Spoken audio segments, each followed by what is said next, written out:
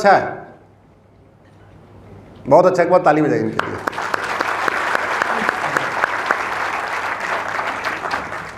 ये सवाल हमसे बहुत लोग पूछते हैं कि ये तो संसद का काम है। मैंने कहा भाई मुझे नहीं पता था, आज आपने बताया तो मुझे पता चल गया। अरे मुझे भी पता वो संसद का काम है, लेकिन जब मैंने आर्टिकल 35A को चैलेंज किया तब लोगों को पता चला कि आर्टिकल 35A नाम की कोई चीज भी है। जब मैंने शादी विवाह की उम्र समान करने के लिए PIL फाइल किया, लड़के लड़की की शादी की उम्र बनाओ, कोर्ट ने नोटिस इशू कर दिया, सरकार ने जया जेटली कमेटी बना दिया, जया जेटली कमेटी ने पूरा एग्जामिन किया, हमने रिसर्च करके बताया कि दुनिया के 125 देशों में शादी की उम्र बराबर चल रही है, हमारे यहाँ हिंदू की 18 साल और 21 साल है और मुस्लिम लड़कियों की शादी की उम्र मात्र 9 साल चल रही है। तब जाके हमारे 90% सांसदों को पता चला कि शादी की उम्र तो यहाँ 9 साल चल रही है। तो ये PIL, मैं संसद का काम छीनता नहीं हूं, संसद को अपना संसद काम करना है, लेकिन सांसदों को जगाने के लिए कई बार करना पड़ता है, क्योंकि वो संविधान नहीं पढ़ रहे हैं। वो संविधान पढ़ ले तो हमें PIL फाइल करने की कोई जरूरत ही नहीं है। मैं तो कह रहा हूं कि संविधान, जैसे आपका टॉपिक है कि संविधान बदलने की जरूरत है, हाँ इस संविधान में बहुत सारी चीजें बदलाव करने की जरूरत है, लेकिन उससे पहले इस संविधान को 100% लागू करने की जरूरत है। यह संविधान का आर्टिकल 351 कहता है, यह सरकार की ड्यूटी है वो सुनिश्चित करे कि देश के सभी लोगों को हिंदी और संस्कृत लिखना पढ़ना बोलना आ जाए। अब ये 351 जब मैंने PIL फाइल किया, हालांकि कोर्ट ने बोला ये मेरा काम नहीं है, वही जवाब था। हमारी PIL की संख्या इसलिए बहुत ज्यादा है क्योंकि कई बार कोर्ट यही कहती है हमारा काम नहीं है, और हम यही कहलवाने के लिए जाते भी हैं कि हमारा काम नहीं है। लेकिन कम से कम इस पर चर्चा तो शुरू हुई। अभी मैंने PIL फाइल किया पिछले फर्स्ट वीक मार्च में कि भारत में एक रीनेमिंग कमीशन बनाया जाए, मतलब नामकरण आयोग, बड़ी इंपॉर्टेंट है।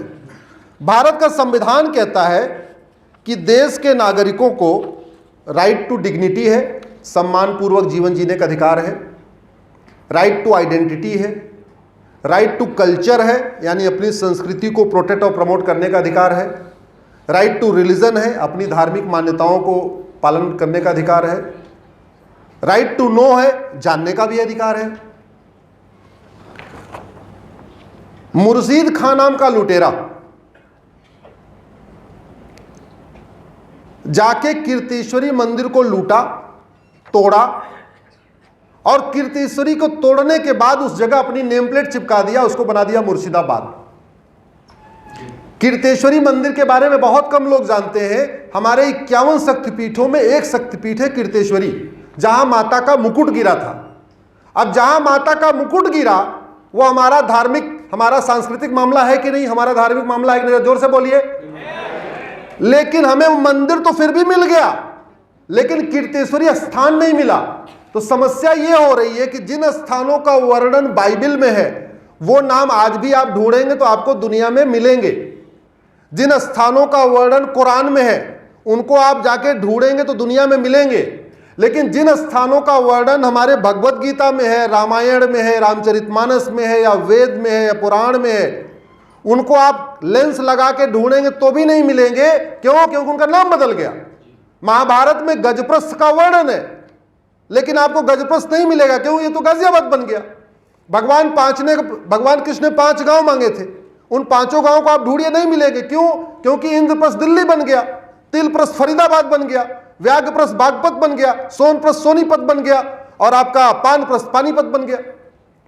तो हमारे ही बच्चों को यह सिखाया जा रहा है कि रामायण महाभारत एक कल्पना है, रामायण और महाभारत एक मिथ है, और हमारे बच्चे आज भी ये मानना शुरू कर दिए हैं कल्पना है, मिथ है। क्यों? क्योंकि हमको भगवान राम की जन्मभूमि तो पता चल गई, लेकिन लक्ष्मण जी ने कहां राज किया, लौकुश ने कहां राज किया, लक्ष्मण जी के बच्चों ने कहां राज किया, भरत जी के बच्चों ने कहां राज किया। इसी तरीके कृष्ण की हमें चलो जन्मभूमि पता चल गई, मथुरा में है, हालांकि वो भी अभी कब्जे में है, अभी उसके छुड़ाने के लिए लड़ाई चल रही है। लेकिन भगवान कृष्ण की ससुराल कहां है हमें नहीं पता। स्थान है लेकिन वो चेंज हो गया। विंध्याचल हमारा शक्तिपीठ है, मिर्जा नाम का लुटेरा गया, उसने विंध्याचल को मिर्जापुर बना दिया। जौना खान नाम का लुटेरा गया, जमदग्निपुरम को जौनपुर बना दिया। विदेह विदेह, राजा जनक को विदेह हम लोग कहते हैं। उन्होंने एक शहर बसाया, वो उसका नाम भी रखा विदेह। वहां पे मुजफ्फर खान नाम का लुटेरा गया, उसने विदेह को मुजफ्फरपुर बना दिया जो बिहार में है। आपको महाभारत में जिक्र आया होगा कि पांडवों ने 1 साल का अज्ञातवास किया था, वनवास के बाद अज्ञातवास। उस अज्ञातवास में वो विराट में रुके थे, आपको याद होगा विराट में। उस विराट को होशियार खान नाम के लुटेरे ने होशियारपुर बना दिया। इसी तरीके से फरीद खान नाम के लुटेरे ने तिलप्रस को फरीदाबाद बना दिया। आजाद शत्रुनगर को बेगू खान ने बेगूसराय बना दिया। शरीफुद्दीन ने बिहार शरीफ को, नालंदा को बिहार शरीफ बना दिया। दरभंग खान नाम का एक लुटेरा था जिसने द्वारबंगा को दरभंगा बना दिया। हाजी शमसुद्दीन ने हरिपुर को हाजीपुर बना दिया। जमाल खान ने सिंघजानी को जमालपुर बना दिया। अहमद शाह ने कर्णावती को अहमदाबाद बना दिया। बुरहान ने भृगुपुर को बुरहानपुर बना दिया गया। होशंग शाह ने नर्मदापुरम को होशंगाबाद बना दिया। अहमद शाह ने अंबिकापुर को अहमदनगर बना दिया। तुगलक ने देवगिरी को तुगलकाबाद बना दिया। उस्मान अली ने धाराशिव को उस्मानाबाद बना दिया। फरीद खान ने मोकलहार को फरीदकोट बना दिया। फरूख खान ने पांचाल हम किसको कहते हैं? पांचाली, द्रौपदी को। द्रौपदी जहां पैदा हुई उसको पांचाल, उस राज्य को पांचाल कहते थे। उस पांचाल को फरूख खान नाम के लुटेरे ने फरुखाबाद बना दिया। अब पांचाल आप ढूंढेंगे आपको नहीं मिलेगा, वो तो फरुखाबाद बन चुका है। तो हमारे बच्चों को अभी भी पढ़ाया जा रहा है, 50 साल के बाद तो 100% पढ़ाया जाएगा। क्या बात कर रहे हैं, पांचाली करते हो? कहां पांचाली पैदा हुई बताओ? तो जगह ही नहीं हो। तो इसलिए कह रहा हूं फरुखाबाद को पांचाल बनाना जरूरी है। सर बस मैं कंप्लीट कर रहा हूं। मुराद खान ने रामगंगानगर को मुरादाबाद बना दिया। मुजफ्फर खान ने लक्ष्मीनगर को मुजफ्फरनगर बना दिया। शाहजहां ने गोमती नगर को शाहजहांपुर बना दिया। बख्तियार खिलजी ने नालंदा को बख्तियारपुर बना दिया। करीमुद्दीन ने करीमनगर बना दिया। महबूब खान ने महबूबनगर बना दिया। अली मीर जाफर ने अलीपुर बना दिया। भाग्यनगर को हैदराबाद बना दिया। इंदौर को निजामाबाद बना दिया। भिटौरा का फतेहपुर बना दिया। हरिगढ़ को अलीगढ़ बना दिया। अंबिकानगर को अमरोहा बना दिया।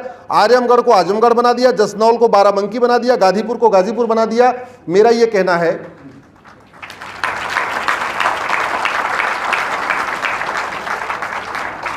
जिन लुटेरों ने हमारे पूर्वजों की हत्या किया, जिन लुटेरों के कारण हमारी माताओं ने आग में कूद के जौहर किया, जिन लुटेरों के कारण हमारी बहुत सारी माताएं कुएं में कूद गई अपनी इज्जत बचाने के खातिर, जिन लुटेरों ने हमारे छोटे छोटे भाइयों को, हमारे पूर्वजों को दीवार में दफना दिया गया, टुकड़े टुकड़े कर दिए, उन लुटेरों के नाम पे सड़क मोहल्ले गलियां होनी चाहिए क्या? जरा जोर से बोलिए। और सबसे खास बात ये,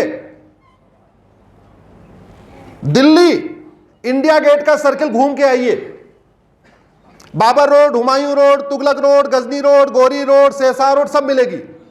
और पता है उस जितनी सड़कें हैं उनको उन लुटेरों ने नहीं बनाया था।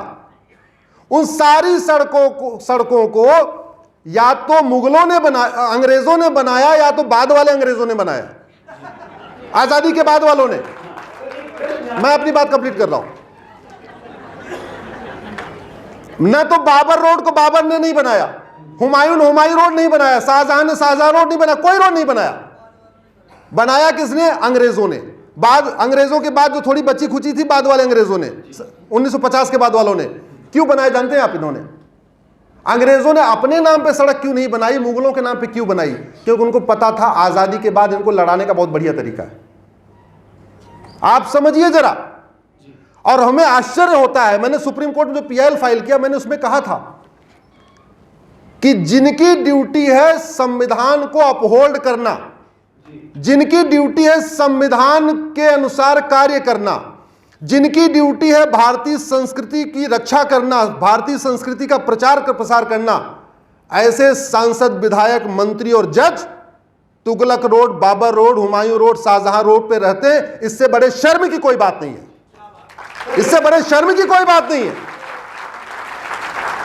राहुल गांधी तुगलक रोड पे रहते हैं, आज तक शर्म नहीं आई उस बंदे को कि तुगलक रोड पे रहता हूं।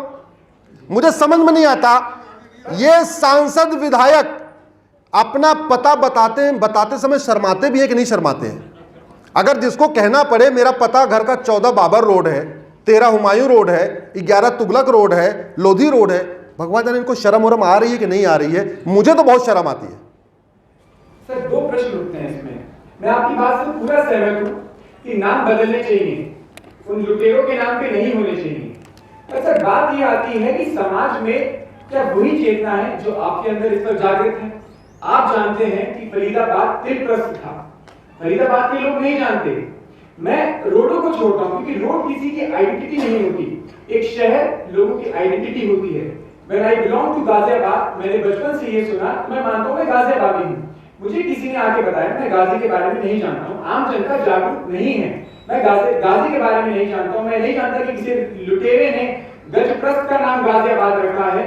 फिर हम एक पिटीशन के द्वारा अगर एक सेंटर ऑफ पावर से वो पूरे देश में थोप दें कि जहां जहां नाम पौराणिक थे वहां वहां नाम बदल दिए जाएं, और जबकि उसी शहर की जनता जागरूक नहीं है, उसी शहर की जनता नहीं जानती कि प्रस्थ क्या है, गज प्रस्थ क्या है। सर, मेरे दो प्रश्न है इसमें। एक तो ये कि ये एक एकेडमिक विषय है जहां पे हमें समाज में जागरूकता चलानी चाहिए, जैसे अयोध्या में जागरूकता थी क्योंकि वहां अयोध्या थी तो फैजाबाद का नाम बदल के अयोध्या कर दिया गया। प्रयाग में जागरूकता थी, बाकी शहरों में नहीं है। अगर इंप्लीमेंट कर दी तो क्या ठीक है, मैं आपको जवाब देता हूं। वही व्यक्ति जब ट्रेन में चलता अलग बिहेवियर करता है, मेट्रो में चलता अलग बिहेवियर करता है, एयरपोर्ट पे चलता अलग बिहेवियर करता है, उसको कोई ट्रेनिंग नहीं देनी होती है, कोई ट्रेनिंग नहीं देनी होती है, बिहेवियर अलग होता है। दूसरा, 1400 साल में इस्लाम 57 देशों में फैल गया। क्या आपको लगता है इस्लाम इतना अच्छा इसलिए फैल गया? जोर से बोलिए जरा। 2000 साल में क्रिश्चियनिटी 85 देशों में फैल गई। क्या आपको लगता है क्रिश्चियनिटी इतनी अच्छी है? अरे, और वसुधैव कुटुंबकम, सबका साथ सबका विकास, नारी तू नारायणी, सर्वधर्म संभाव, इस थीम पे चलने वाला सनातन धर्म दुनिया से ही नहीं भारत के 9 राज्यों में खत्म हो गया। इसलिए मेरा मानना है धर्म के प्रचार की ड्यूटी समाज के साथ साथ शासक की होती है। इस्लाम अगर 57 देशों में फैला है तो केवल समाज के कारण नहीं, शासकों के कारण। अगर क्रिश्चियनिटी 85 देशों में फैली है तो समाज के कारण नहीं, शासकों के कारण। इसलिए मेरा यह मानना है। और भारत में स्थिति क्या हो चुकी है, मेरी एक पीआईएल चल रही माइनॉरिटी के ऊपर। आप जरा सोचिए कितना बड़ा खेल हो रहा है। माइनॉरिटी कौन है नहीं पता, माइनॉरिटी क्या डिफिनीशन है कहीं कॉन्स्टिट्यूशन में नहीं लिखा हुआ है। 1% वाला माइनॉरिटी, 2% वाला माइनॉरिटी नहीं पता। 1992 में माइनॉरिटी कमीशन एक्ट बना, मैंने उसको सुप्रीम कोर्ट में चैलेंज किया हुआ है। 2004 में माइनॉरिटी एजुकेशन एक्ट बना, मैंने उसको भी सुप्रीम कोर्ट में चैलेंज किया हुआ है। 2006 में माइनॉरिटी फिल्म मिनिस्ट्री बन गई, उसके पहले तक भारत में माइनॉरिटी फिल्म मिनिस्ट्री नहीं थी। इस गंदे खेल के कारण भारत में कन्वर्जन हो रहा है। गुरुदेव, आप इसको समझे कन्वर्जन का खेल कैसे चल रहा है। आप लोग टैक्स देते हैं, सब लोग, इसमें बहुत सारे लोग टैक्स पेयर बैठे हुए देते होंगे। आपके टैक्स पेयर से, आपके दिए हुए टैक्स से माइनॉरिटी स्कीम चल रही है। अब माइनॉरिटी स्कीम क्या हुई, एक बगल में घर हिंदू का है, एक बगल में घर मुस्लिम का है, एक बगल में घर क्रिश्चियन का है। तीनों की स्थिति एक है, तीनों गरीब है, एक जैसी, मतलब पंडित जी भी गरीब, बगल के मुल्ला जी भी गरीब, बगल के पादरी जी भी गरीब, तीनों गरीब है। मुल्ला जी का लड़का स्कूल में जाएगा, उसको 1000 रुपये महीने मिलेगा। पादरी जी का लड़का जाएगा, उसको भी 1000 रुपये महीने मिलेगा। पंडित जी के लड़के को कुछ नहीं मिलेगा। वो गरीब पंडित जी क्या करे, मजबूरी में वो भी कह रहा है अपने रिलीजन वाले कॉलम में कि मैं भी क्रिश्चियन हूं या मुस्लिम हूं। भारत के कई राज्यों में स्टेट स्पॉन्सर्ड माइनॉरिटी स्कीम, यहां ध्यान रखिए, जहां पे माइनॉरिटी स्कीम जितनी ज्यादा है वहां पे उतना ज्यादा कन्वर्जन हो रहा है। पैसे के लालच में गरीब हिंदू अपने रिलीजन वाले कॉलम में बाकायदा वो लिखवा देते हैं। इसी तरीके से बहुत सारी स्कूल खोलने पे भी फायदा आ रहा है। अभी फतेहपुर का एक केस आया, ठाकुर साहब छत्री, उनको स्कूल खोलना था, चूंकि माइनॉरिटी के नाम पे अगर स्कूल खोलेंगे तो बहुत सारी चीजों से उनको प्रोसेस से छुटकारा मिल जाएगा। वो बौद्ध बन गए, सोचे ही मुस्लिम बनूंगा तो शादी विवाह रुक जाएगा, क्रिश्चियन बनूंगा शादी विवाह, तो उन्होंने नया रास्ता निकाला, दिमाग लगाया, बौद्ध बन गए, बौद्ध बन गए, माइनॉरिटी में आ गए, अपना स्कूल खोल लिया। इसलिए मैं कह रहा हूं भारत में माइनॉरिटी मेजॉरिटी खत्म होनी चाहिए। यह हमारे लिए जहर के समान है, पॉइजन घोल रहा है, समाज को केवल बांट नहीं रहा है बल्कि भारत में कन्वर्जन का बहुत बड़ा माध्यम बन गया है। सेशन की तरफ भी चलना चाहूंगा।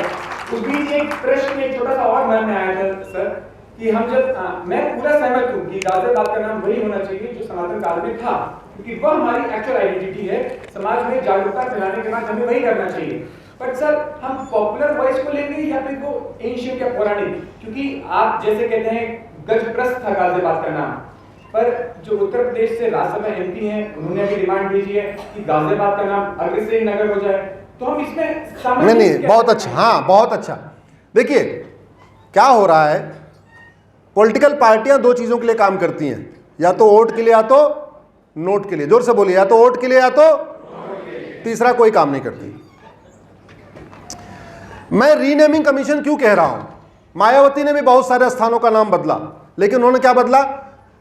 पॉलिटिकल हिसाब से बदला। ज्योतिबा फुले नगर किया, ये किया, फला किया, फला किया। भैया उससे हमारा जो धर्म ग्रंथ है उसकी रिक्वायरमेंट फुलफिल नहीं हो रही है ना। इसलिए मैं कह रहा हूं एक रीनेमिंग कमीशन बने, हाई कोर्ट सुप्रीम कोर्ट के जजेस हों, उसमें धर्म गुरु हों, हिस्टोरियन हों, आर्कियोलॉजिकल सर्वे ऑफ इंडिया के लोग हों, अलग अलग तरीके, सब एक्सपर्ट हों, 10 आदमी 15 आदमी हो, वो हमको ढूंढ के, मैं तो कहता हूं बाकी सब ठीक है, बाबर हुमायूं ने बसाया, वैसा समझ में आता है। हमको केवल वेद पुराण गीता रामायण महाभारत में जिन स्थानों का वर्णन है उन स्थानों को आप फिर से बहाल कर दो। विंध्याचल को आप, मिर्जापुर को विंध्याचल बना दो, मुर्शिदाबाद को कीर्तेश्वरी बना दो, गाजियाबाद को गजप्रस्थ बना दो। बाकी आपको जो और नगर बनाने हैं वो नए नए जगह पे बनाओ ना, और नगर बनाओ। लेकिन जो तिलप्रस्थ का वर्णन है वो फरीदाबाद का नाम अगर आपने कुछ और रख दिया, राम कुमार, श्याम कुमार या कुछ और नगर रख दिया, तो कोई फायदा नहीं हुआ। वो तो तिलप्रस्थ होगा, तभी तो हमारा उसमें कोरिलेशन बनेगा हमारे महाभारत के साथ।